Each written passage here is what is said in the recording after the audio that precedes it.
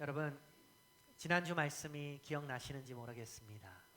여러분, 베데스다가 무슨 뜻이었죠? 베데스다? 자비의 집이라는 뜻이었죠. 그러나 그 자비의 집 베데스다에는 실제로는 자비를 경험할 수가 없는 곳이었습니다. 그곳에 누군가는 혹시 기적이 일어나지 않을까 기대하며 기다리고 있죠.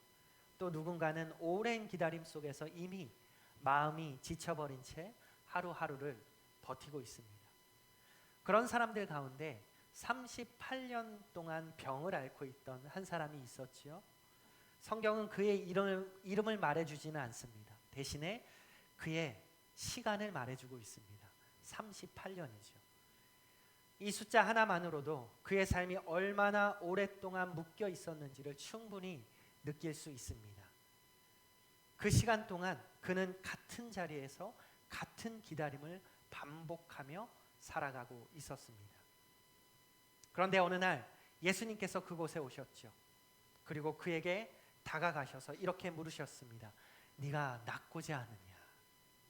이 질문은 단순히 병이 낫고 싶은지를 묻는 질문이 아니라 오랜 절망 속에 있던 한 사람의 삶을 향한 하나님의 깊은 관심이 담긴 질문이었습니다.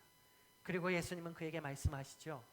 일어나 내 자리를 들고 걸어가라. 놀랍게도 그 말씀 한마디로 38년 동안 그를 묶고 있던 병이 떠나갔습니다. 그는 즉시로 일어났어요. 그리고 그동안 자신이 누워있던 자리를 들고 걸어가기 시작합니다. 이 말씀까지가 우리가 지난주 나눴던 말씀이죠. 여러분, 이 장면을 조금 상상해 보십시오. 그 연못가에는 많은 사람들이 모여 있었어요. 그들은 서로의 고통을 바라보면서 같은 시간을 보내던 사람들이었습니다. 그런데 그 가운데 한 사람이 갑자기 벌떡 일어나서 걸어가기 시작하는 거죠. 그 주변 사람들이 가만히 있었을까요? 아마 처음에는 자기 눈을 의심했을 거예요. 아니, 저 사람 지금 걸어가고 있는 거 맞아? 그리고 그 사람들은 웅성거리기 시작합니다.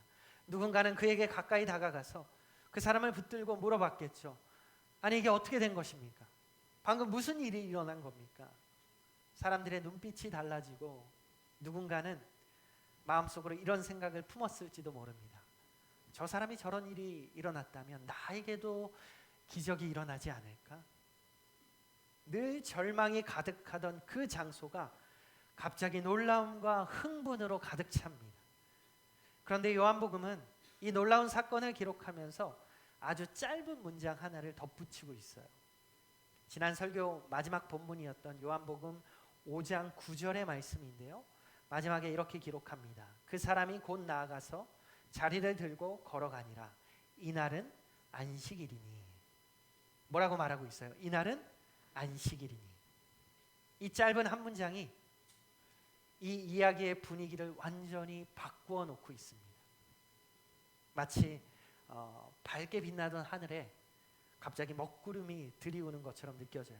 효과음이 있었다면 멀리서 천둥이 치는 소리가 들리기 시작했겠죠. 구궁 구궁 하면서.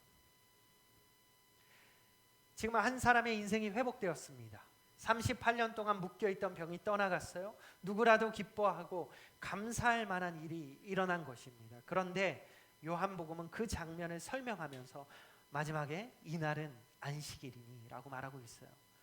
겉으로 보기에는 단순한 시간의 설명처럼 볼 수도 있습니다. 하지만 이 말은 앞으로 어떤 갈등이 시작될 것인가를 보여주는 신호탄과도 같습니다. 이제 사람들의 시선은 기적 그 자체가 아니라 다른 곳을 향하기 시작합니다. 한 사람의 회복보다 더 중요하게 여겨지는 것이 등장하게 됩니다. 그것은 바로 안식일이라는 규정이에요. 그리고 바로 그 지점에서 오늘 우리가 읽은 본문의 이야기가 시작되고 있죠. 지금부터 우리는 이 장면 속에서 아주 중요한 질문과 마주하게 됩니다. 예수님께서 베데스다에서 이 놀라운 일을 행하셨는데도 왜 사람들은 그것을 기쁨으로 받아들이지 못했을까? 왜 어떤 사람들은 이 은혜의 사건을 보면서도 감사가 아니라 문제를 찾기 시작했을까? 오늘 본문은 바로 그 질문 속으로 우리를 초대하고 있습니다. 그리고 그 이야기를 통해서 우리에게 한 가지 중요한 믿음의 문제를 보여주고 있어요. 형식적인 종교와 살아있는 믿음의 차이입니다. 그래서 오늘 우리는 이 말씀을 통해서 형식이 아닌 살아있는 믿음이 무엇인지를 함께 살펴보려고 합니다. 먼저 오늘 본문의 이야기를 조금 더 살펴보기를 원하는데요. 우리 10절을 보면 이렇게 기록되어 있죠. 우리 같이 한번 10절을 읽어보겠습니다. 시작. 유대인들이 병 나은 사람에게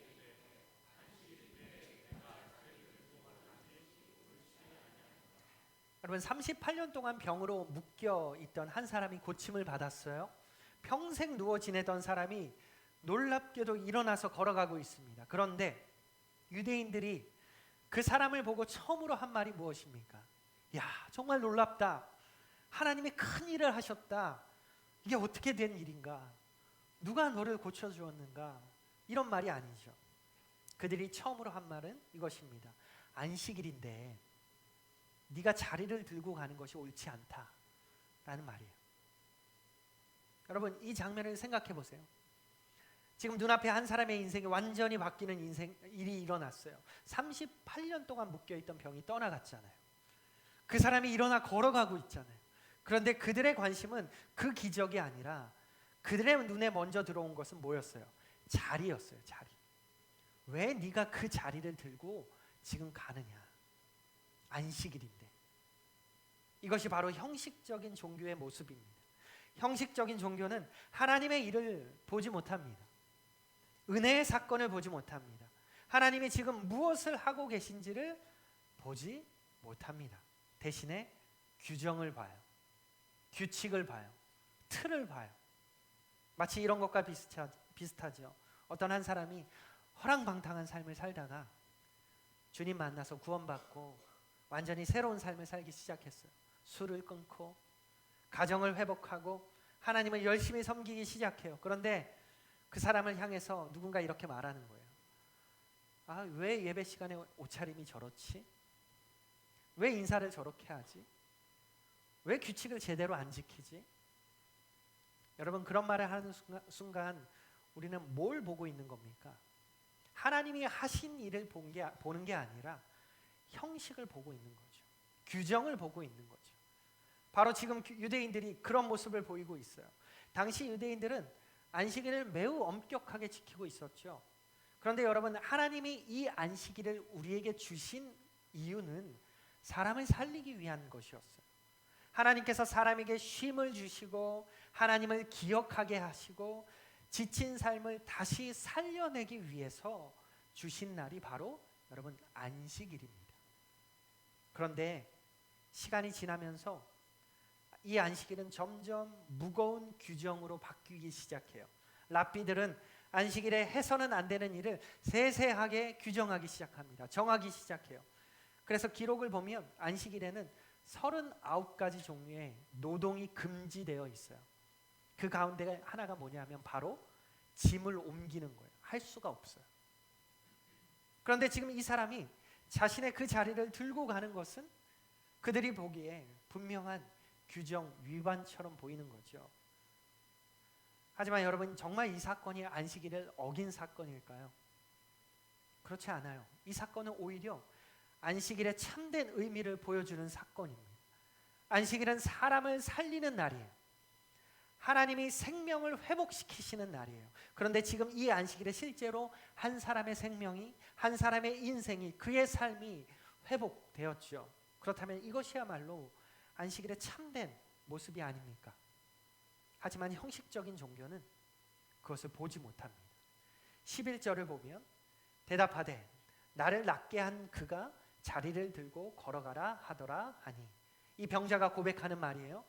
나를 고쳐준 분이, 나를 고쳐준 그분이 그렇게 하라고 했습니다. 이 대답 속에는 아주 단순하지만 중요한 의미가 담겨져 있습니다. 그는, 이 병자는 지금 자신을 고쳐준 분의 권위를 인정하고 있는 거예요. 나는 그분의 말씀을 따랐을 뿐입니다. 그분이 나더러 그렇게 하라고 했습니다. 그런데 유대인들은 여기서도 기적에는 관심이 없습니다. 12절의 말씀을 한번 같이 읽어볼까요? 12절 시작. 그들이 묻되 너에게 자리를 들고 걸어가라 한 사람이 누구냐 하되. 여기서도 질문의 방향을 보십시오. 누가 너를 고쳤느냐가 아니라 누가 너에게 그런 명령을 했느냐라고 말하고 있어요. 다시 말해서 지금 그들은 범인을 찾고 있는 거예요. 그 명령을 한 범인을 찾고 있어요. 도대체 누가 안식일에 그런 일을 하도록 말했느냐, 시켰느냐라는 거예요. 너무나 이상하죠. 지금 한 사람의 인생이 완전히 회복되는 놀라운 기적이 일어났는데 사람들은 그 기적을 보고 그 기적에 놀라워하고 조사하는 게 아니라 그저 규정을 위반한 자를 찾아가고 있어요. 13절을 보면 이렇게 기록합니다. 고침을 받은 사람은 그가 누구인지 알지 못하니 이는 거기 사람이 많음으로 예수께서 이미 피하셨음이라. 이 고침받은 사람은 아직 예수님이 누구인지 몰라요. 자기를 고쳐준 분이 누구이신지를 잘 모르고 있어요. 그리고 예수님은 사람들 사이에서 이미 자리를 떠나셨죠. 왜 그러셨을까요? 요한복음을 보면 예수님이 종종 기적 후에 조용히 자리를 떠나시는 장면이 있어요. 이유는 간단합니다. 사람들의 관심이 그저 기적에만 머물지 않기를 원하셨기 때문이에요. 예수님이 원하셨던 것은 단순한 기적의 체험이 아니라 믿음이었어요. 그것을 통한 믿음을 원하셨어요. 그런데 오늘 본문 이야기는 여기서 끝나지 않죠. 14절을 보면 아주 중요한 장면이 등장합니다. 14절 같이 읽어봅시다. 14절 시작. 그 후에 예수께서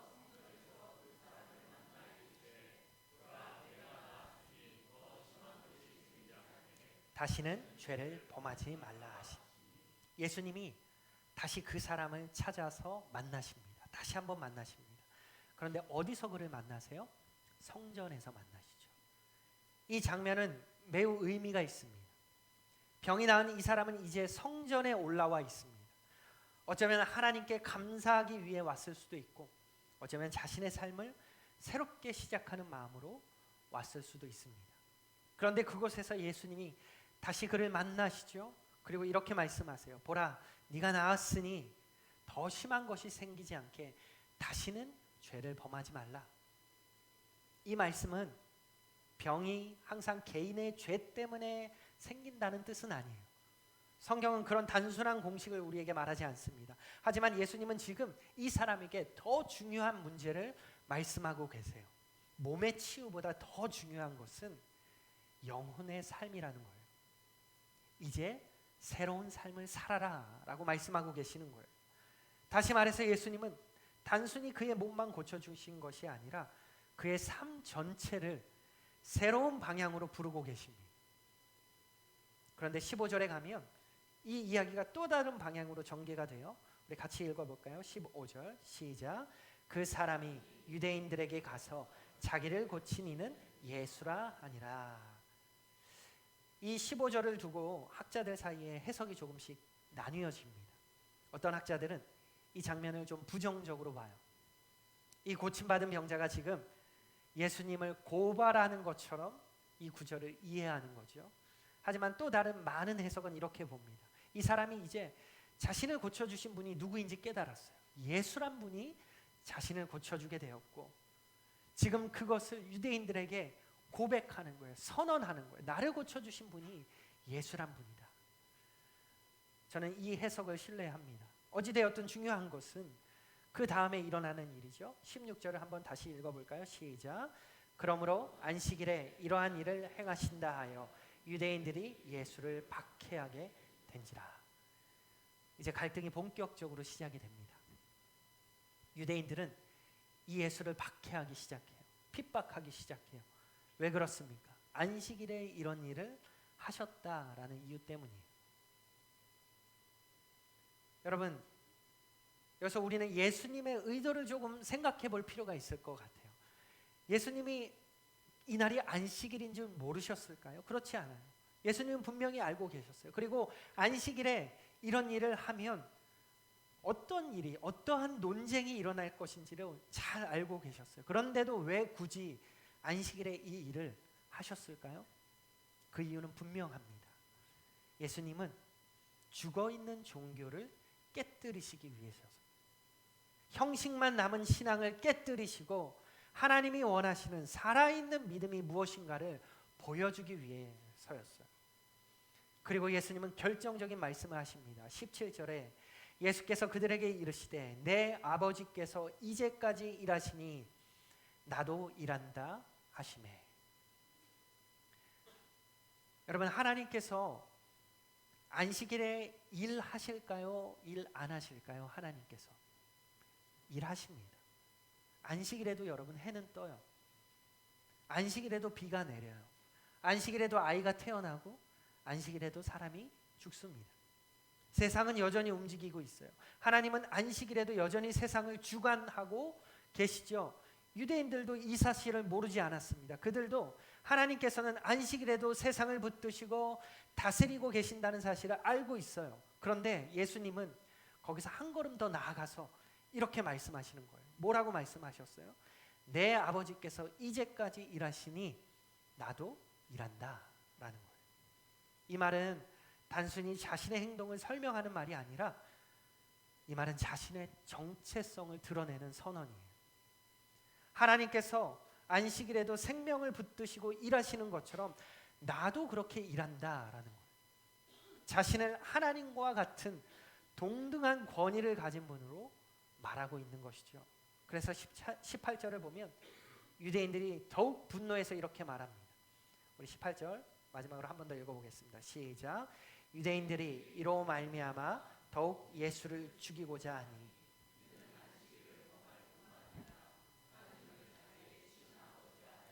자기를 하나님과 동등으로 삼으심이로라. 이제 여러분 갈등의 본질이 드러나지요. 이 싸움은 단순히 안식일 논쟁이 아니라 이것은 예수님이 누구신가, 저분이 도대체 누구인가, 예수란 분이 누구인가에 대한 문제예요. 예수님은 하나님과 함께, 하나님 아버지와 함께 일하시는 분이시죠. 생명을 살리시는 분이시죠. 이 안식일의 참된 의미를 이루시는 분이십니다.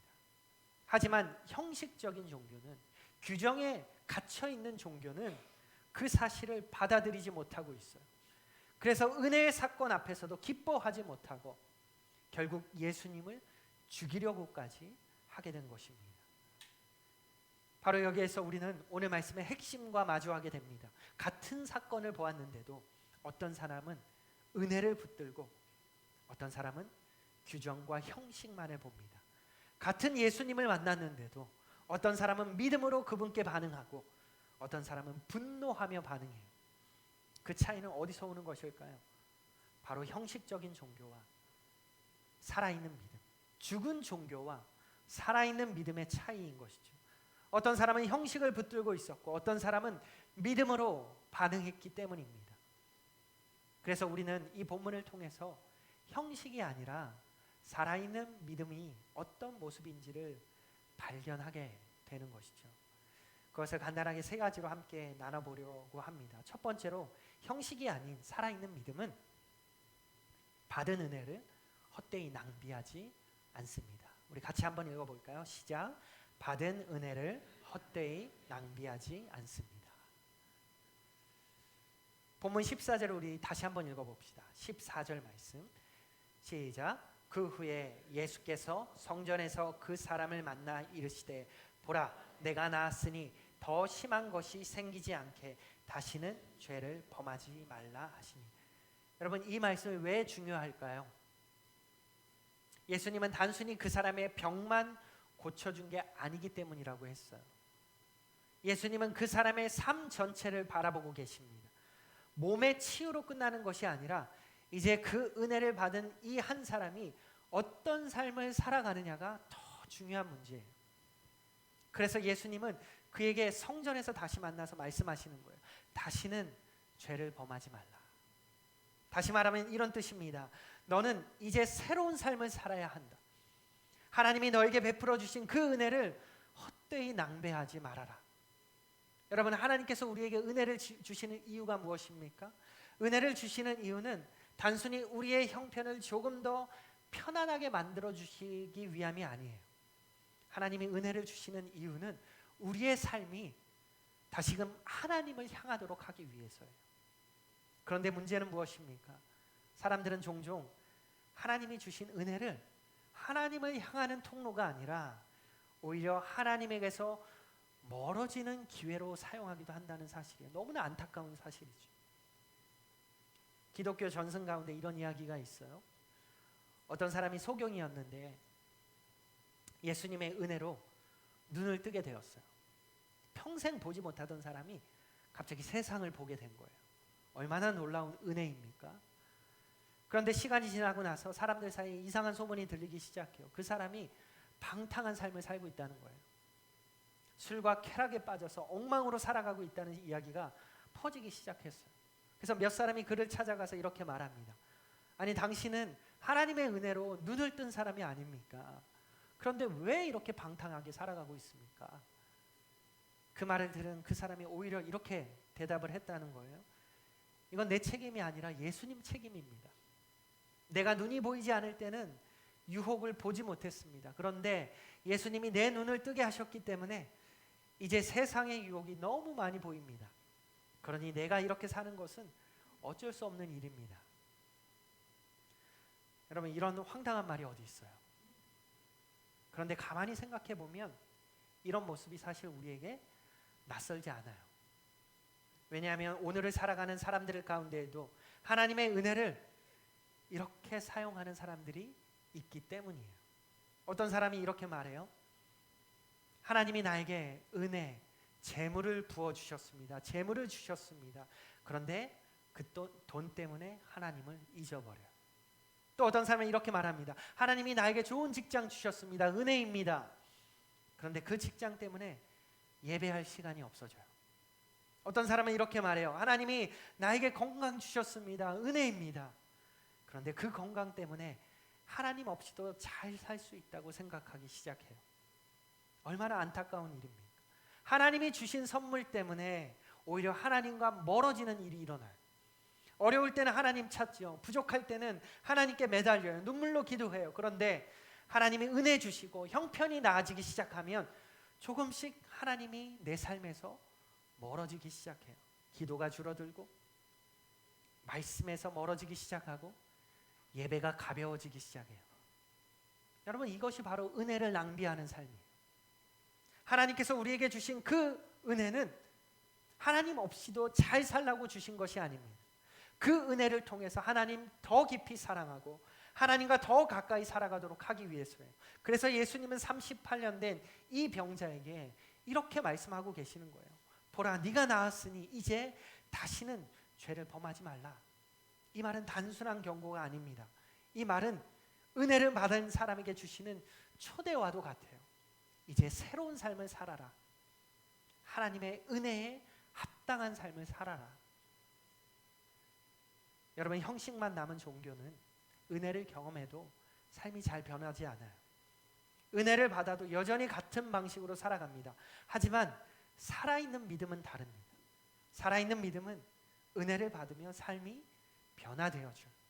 은혜를 받으면 하나님 더 사랑하게 되고 은혜를 받으면 하나님께 더 가까이 나아가게 됩니다.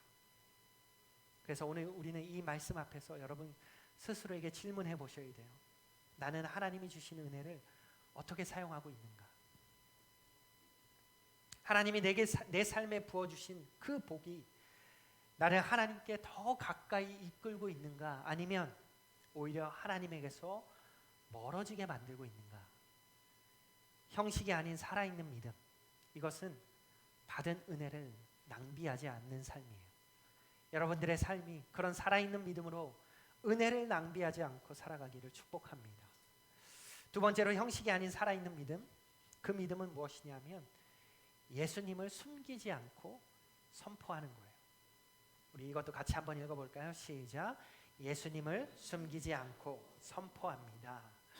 본문 15절에 보면 이렇게 기록되어 있죠. 우리 다시 한번 읽어봅시다. 15절 시작.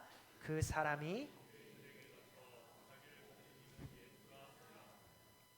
고침받은 병자가 유대인들에게 가서 예수란 사람이 나를 고쳐줬다고 말하고 있는 장면이죠. 이 장면을 두고 아까도 말했지만 학자들 사이에서 해석이 조금씩 나뉘어요. 어떤 학자들은 이 병자가 지금 예수님을 밀고 하고 있는 거라고 말하기도 해요. 유대인들의 압박과 위협 때문에 예수님의 이름을 지금 팔아넘기고 있다라는 거죠. 하지만 저는 그렇게 생각하지 않아요. 왜냐하면 예수님께서 지금 이 사람을 어디에서 다시 만나셨는지를 보면 알 수 있기 때문이에요. 예수님이 그를 어디서 만나셨습니까? 성전에서 다시 만났죠. 여러분, 이 사실이 매우 중요합니다. 이 사람은 38년 동안 병으로 누워있던 사람이에요. 그 당시 병든 사람은 종교적으로도 부정한 사람으로 여겨졌기 때문에 성전에 가까이 갈 수 없었습니다. 그는 거의 평생을 성전에 가지 못했던 사람이에요. 그런데 이제 병이 낫자마자 그는 어디로 갑니까? 성전으로 가죠. 38년 동안 올 수 없었던 그곳, 하나님을 예배하는 자리로 간 것입니다. 만약에 이 사람이 믿음과 전혀 상관없는 사람이었다면 그가 어디에 있었을까요? 아마 다른 곳에 있었겠죠. 세상을 즐기고 그동안 하지 못했던 것을 하러 갔을지 모릅니다. 하지만 그는 지금 성전에 있어요. 그곳에서 하나님을 예배하고 있었고 그 자리에서 다시 예수님을 만나게 됩니다. 그리고 나서 그는 유대인들에게 가서 이렇게 말하고 있죠. 나를 고쳐주신 분은 예수입니다. 여러분, 우리는 이 사람의 38년을 가볍게 여겨서는 안 됩니다. 38년 동안 그는 절망 속에 누워있던 거예요.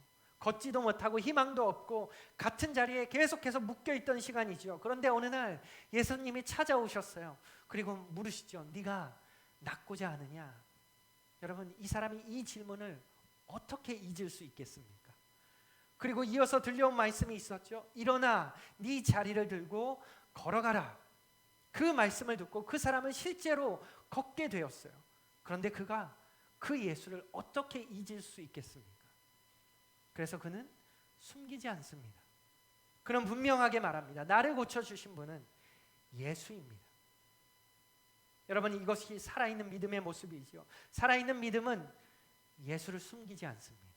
살아있는 믿음은 예수를 고백합니다. 나를 살리신 분은 예수님입니다. 나를 구원하신 분은 예수님입니다. 내 삶을 붙들고 계신 분은 예수님입니다.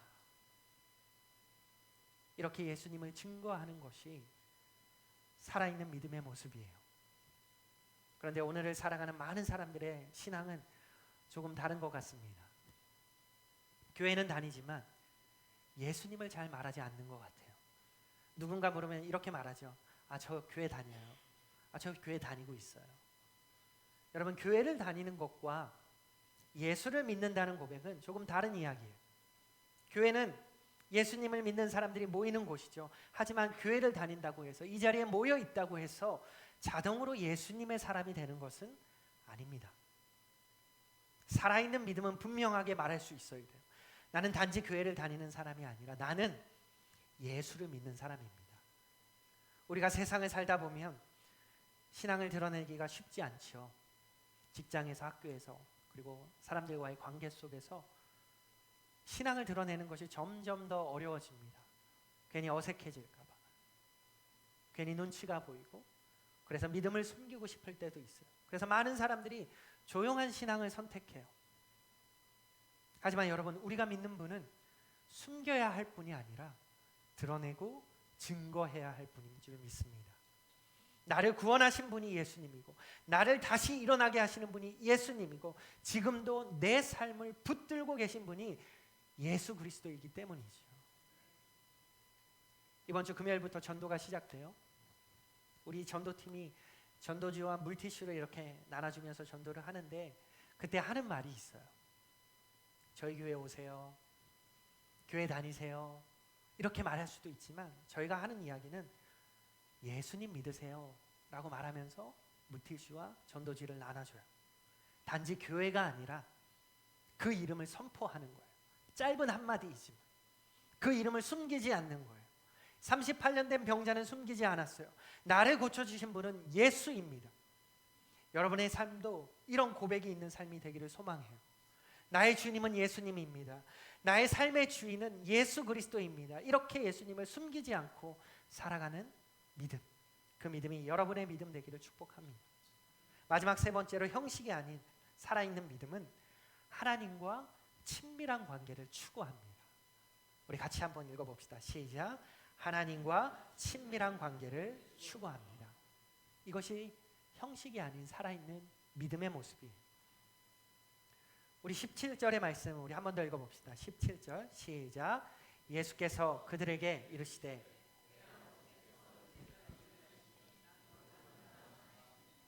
여러분 이 말씀 속에 예수님이 말씀하시는 믿음의 본질이 담겨져 있어요.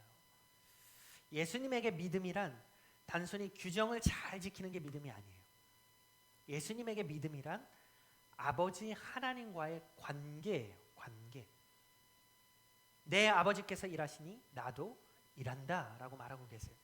이 말은 단순히 행동을 설명하는 말이 아니죠. 이 말은 아버지와 아들의 친밀한 관계를 보여주는 말입니다.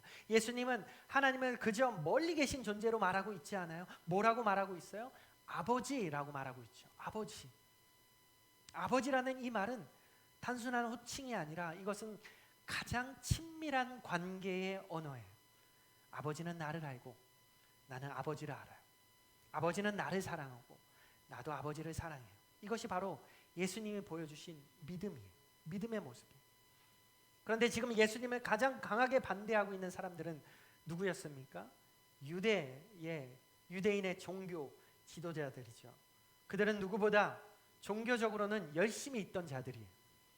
율법을 철저하게 지키고 전통을 누구보다 엄격하게 따르는 사람들입니다. 어떤 의미에서는 종교적인 그 열정만 놓고 보면 그들만큼 열심히 있는 사람도 드물었을 거예요. 하지만 문제는 무엇이었습니까? 그들에게는 하나님과의 관계가 없어요.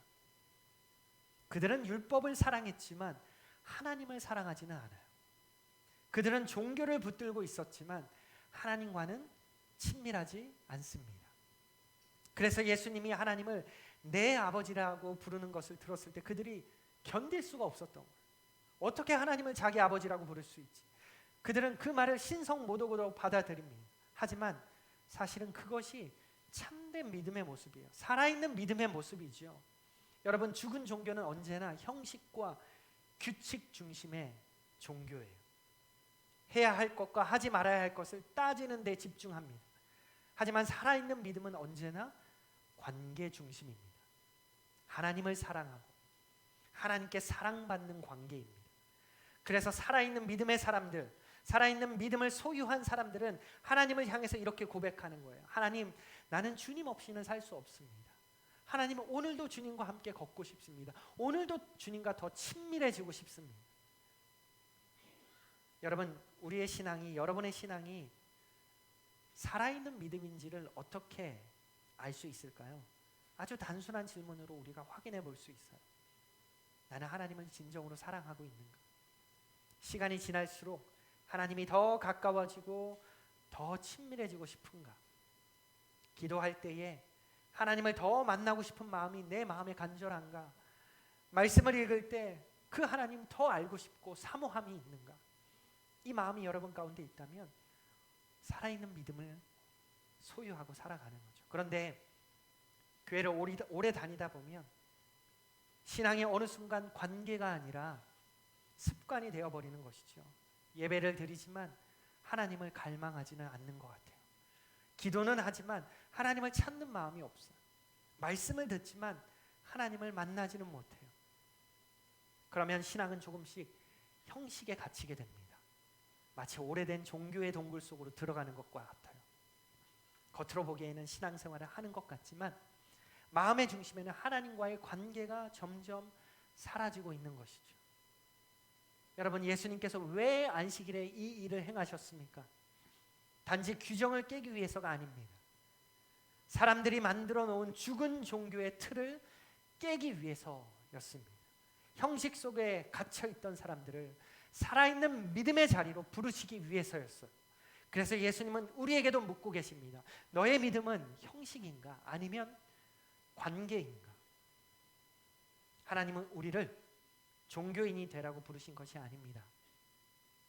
우리를 하나님의 자녀로 불러주셨어요. 그래서 우리는 하나님을 이렇게 부를 수 있잖아요. 아버지 하나님, 아버지 하나님. 이 고백 속에는 관계가 담겨져 있어요. 사랑이 담겨져 있고 친밀함이 담겨져 있습니다.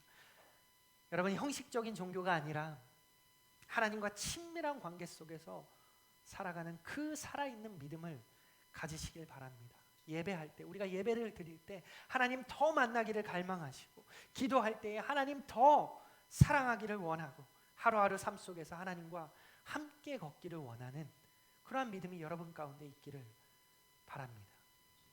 오늘 우리는 본문을 통해서 두 종류의 사람을 만나게 됐어요. 같은 예수님을 만났지만 전혀 다른 반응을 보였던 사람들. 어떤 사람들은 규정을 보았고, 어떤 사람은 예수님을 보았어요. 어떤 사람은 형식을 붙들었고, 어떤 사람은 은혜를 붙들었어요. 여러분은 어느 편에 서 계십니까? 신앙은 형식을 잘 지키고 규정 안에 잘 머무는 것으로 완성되지 않습니다. 신앙은 예수 그리스도를 만날 때 살아나는 거예요. 그래서 우리의 믿음은 규정에 머무는 믿음이 아니라, 형식에 머물러 있는 믿음이 아니라 예수님을 따라 살아가는 은혜의 믿음이어야 돼요. 오늘도 하나님은 우리를 그저 형식적인 종교인이 아니라 살아있는 믿음의 사람으로 부르고 계십니다. 그렇기 때문에 여러분, 받은 은혜를 낭비하지 마십시오. 그리고 예수님의 그 이름을 숨기지 말고 담대하게 선포하십시오. 그리고 하나님과 친밀한, 그분을 더욱 사모하기를 추구하십시오. 형식이 아니라 살아있는 믿음으로 살아가는 우리 모두가 되기를 주님의 이름으로 축복하고 소망합니다. 우리 시간 결단하며 기도합시다. 오늘 들은 말씀 기억하며 기도할 때 여러분을 돌아보십시오. 혹시 우리의 신앙이 어느 순간 습관이 되고 형식에 갇혀 있지는 않은지, 하나님께서 우리에게 주신 그 은혜를 그저 당연하게 여기며 살아가고 있지는 않은지, 이 시간 하나님 앞에서 우리의 마음을 돌아보기 원합니다. 하나님께서 우리에게 주신 그 구원의 은혜, 삶 속에 부어주신 그 수많은 은혜들을 헛되이 낭비하지 않고 하나님 더 사랑하고 하나님 더 가까이 따르는 삶으로 살아가게 해달라고, 여러분 말씀 붙들고 이 시간 잠시 기도하도록 하겠습니다. 기도합시다.